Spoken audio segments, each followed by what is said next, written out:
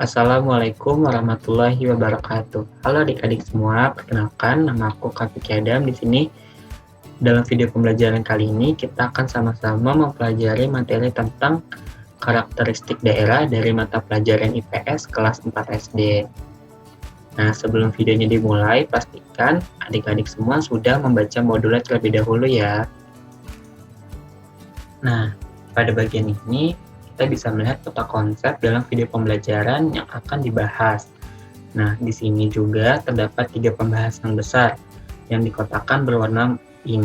Nah, kakak juga akan menjelaskan secara umum materi pada video pembelajaran ini. Pembahasan yang pertama itu ada sumber daya alam dan potensi alam. Seperti yang kita tahu, alam kita itu memiliki sumber daya yang sangat kaya dan memiliki potensi yang beragam, di setiap tempatnya pun juga berbeda. Karenanya nanti akan dibagi menjadi 6 tempat untuk dibahas sumber daya alamnya dan potensi alam apa yang bisa digunakan.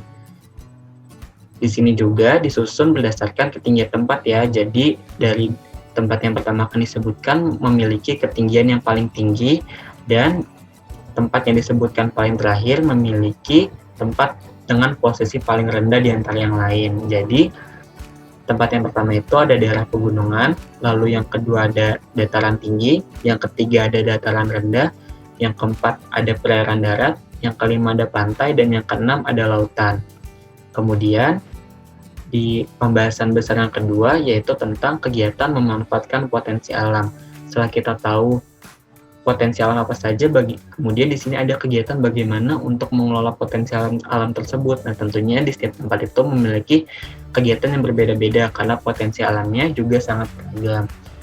Nah, di sini juga ada 6 tempat. Yang pertama ada pegunungan, yang kedua ada dataran tinggi, yang ketiga ada dataran rendah, yang keempat ada perairan darat, lalu yang kelima ada pantai, dan yang keenam ada lautan.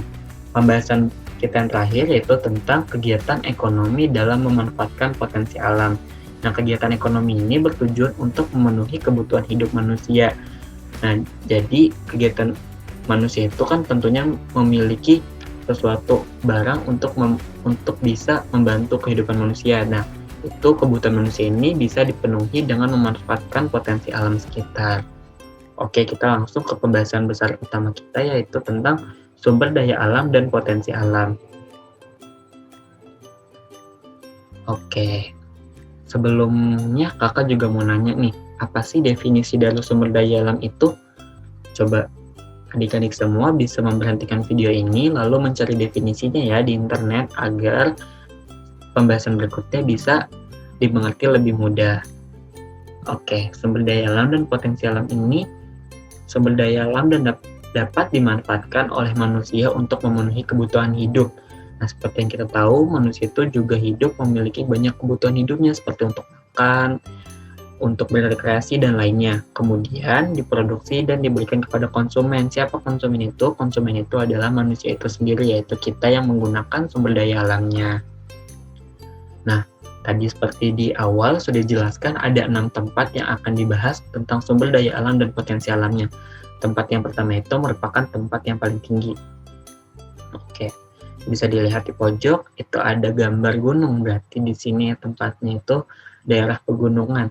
Nah, daerah pegunungan ini memiliki ketinggian di atas 1.500 meter di atas permukaan laut. Jadi tempatnya paling tinggi ini karena 1.500 meter di atas permukaan laut atau biasa disingkat MDPL. Nah, di daerah pegunungan ini memiliki tanah yang subur untuk bercocok tanam, jadi tanahnya tuh bagus dan subur, juga memiliki udara yang bagus. Nah, contoh daerah pegunungan di Indonesia itu yang pertama di Sumatera terdapat Bukit Barisan, lalu di Jawa terdapat Pegunungan Serayu dan Pegunungan Dieng, lalu yang ketiga itu di Kalimantan terdapat Pegunungan Iban, Pegunungan Sikawaner, dan Pegunungan Muler. Coba adik-adik bisa cari lagi ya berbagai jenis pegunungan Indonesia, bisa diberhentikan dulu videonya lalu mencari. Nah, lalu tempat kedua yaitu ada dataran tinggi. Ketinggiannya lebih dari 600 meter di atas permukaan laut. Udara di tempat ini juga sangat sejuk dan jenis tanahnya dapat ditanami berbagai tanaman untuk kegiatan ekonomi. Jadi segala jenis yang ada di dalam tanahnya itu bisa dimanfaatkan, bisa untuk menanam teh, bisa juga kemudian di dalam tanahnya bisa kita cari untuk bahan tambang dan segala macam itu tuh bisa dimanfaatkan juga. Jadi segala jenis yang ada di dalamnya itu bisa dimanfaatkan.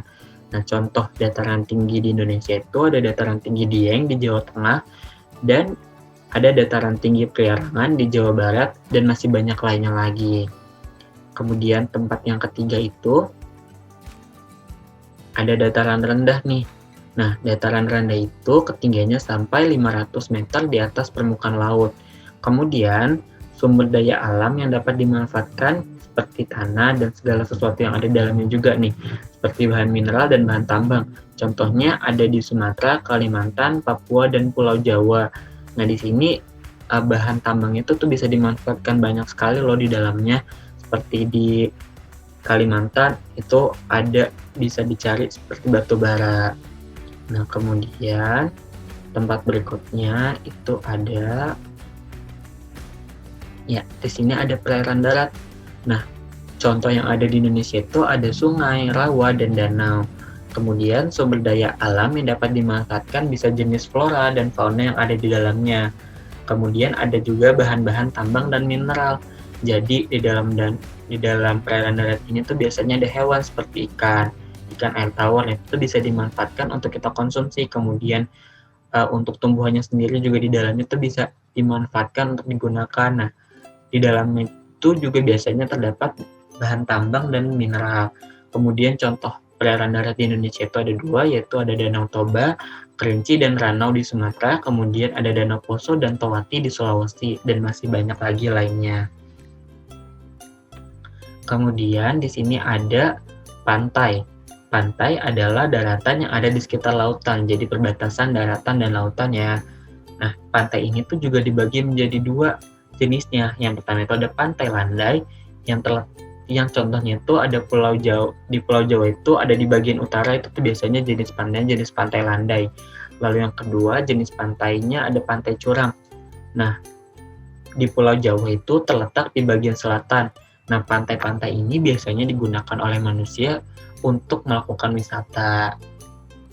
Nah, kemudian nih, tempat terakhir itu ada laut. Luas wilayah lautan Indonesia adalah 2/3 dari seluruh luas daratannya. Jadi, laut Indonesia itu sangat besar ya dari jumlah daratannya.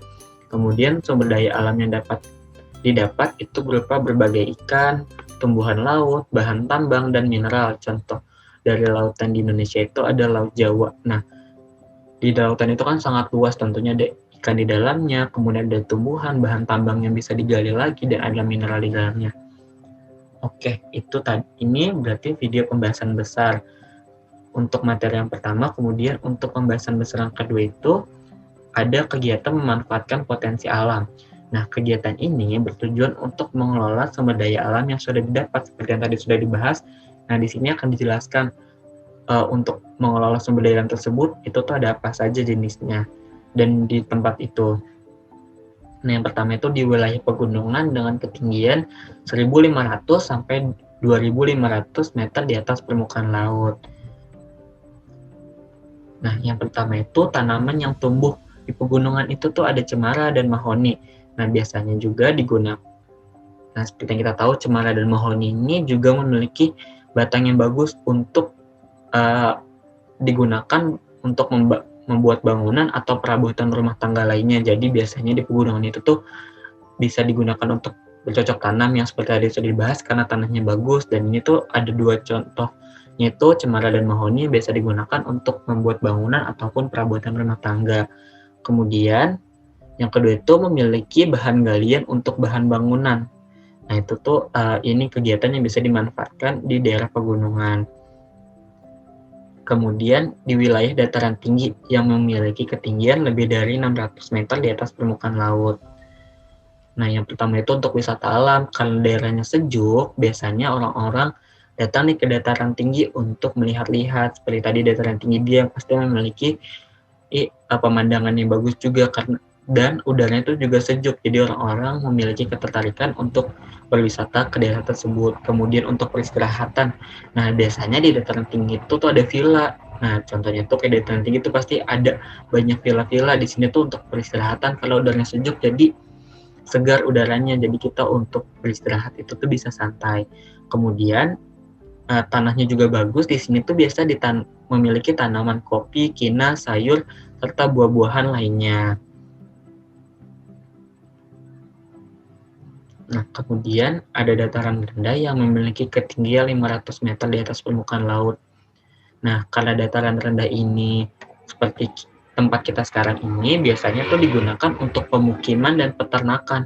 Nah, pemukiman itu tuh untuk tempat tinggal penduduk ya, seperti yang kita tinggali saat ini. Kemudian untuk peternakan, itu contohnya ada peternakan ayam, peternakan bebek, dan kemudian bisa untuk peternakan sapi juga, dan peternakan beberapa hewan lainnya. Jadi karena daerahnya itu ketinggiannya segini, tidak terlalu dingin juga, dan kemudian hewan tuh cocok untuk di dataran rendah ini. Jadi kemudian juga di dataran rendah ini kan memiliki tanah yang lebih luas dan kemudian datar.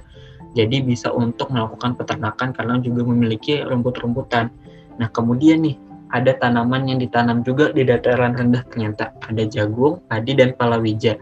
Serta karena tadi Kak sudah bilang dataran yang sangat luas, di sini memiliki hutan. Nah, lalu tempat berikutnya itu ada wilayah perairan darat. Di sini fungsinya itu untuk mencegah banjir, karena seperti yang kita tahu wilayah perairan darat itu terbagi menjadi 3, yaitu sungai, danau, dan rawa. Nah, itu tuh berfungsi untuk mencegah banjir, jadi aliran airnya tuh mengalir dan juga memiliki penampungan air kalau hujan.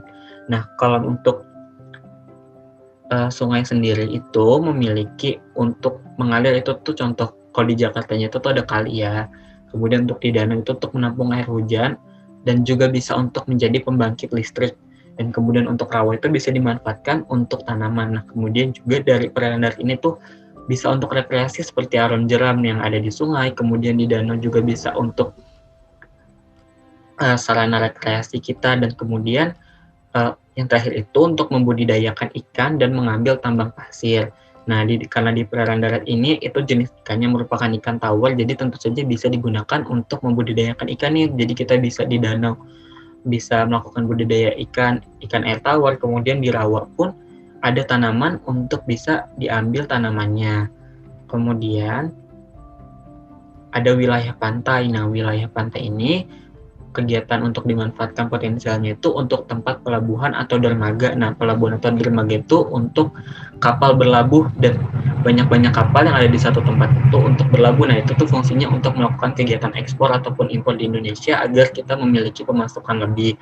Nah, kemudian untuk rekreasi atau wisata. Nah, jadi biasanya orang-orang ke pantai itu untuk wisata, untuk main-main, untuk berenang, dan segala macamnya. Kemudian ada wilayah laut. Di sini ada untuk mengambil berbagai jenis ikan dan tanaman, kemudian juga untuk transportasi, olahraga, dan sarana rekreasi, kemudian untuk mengambil mineral dan bahan tambang. Oke, kita ke pembahasan besar ketiga. Di sini ada kegiatan ekonomi dalam memanfaatkan potensi alam. Kira-kira ada berapa ya kegiatan ekonomi untuk memanfaatkan potensi alamnya? Coba dijawab dulu dan diberhentikan videonya ya. Oke, jadi yang pertama itu ada pertanian. Karena tanah dataran rendah sangat cocok untuk pertanian, itu tuh contoh tanamannya seperti padi, jagung, palawija, dan berbagai sayur mayur. Kemudian ada perkebunan. Nah, perkebunan ini memiliki 3 tempat yang cocok untuk melakukan perkebunan yang ada, yaitu ada dataran tinggi, dataran rendah, dan juga di pegunungan. Nah, tanah di dataran tinggi sangat cocok untuk perkebunan teh, kopi, dan kina. Kemudian tanah di pegunungan sangat cocok untuk jenis perkebunan cemara, mahoni, dan pohon pinus.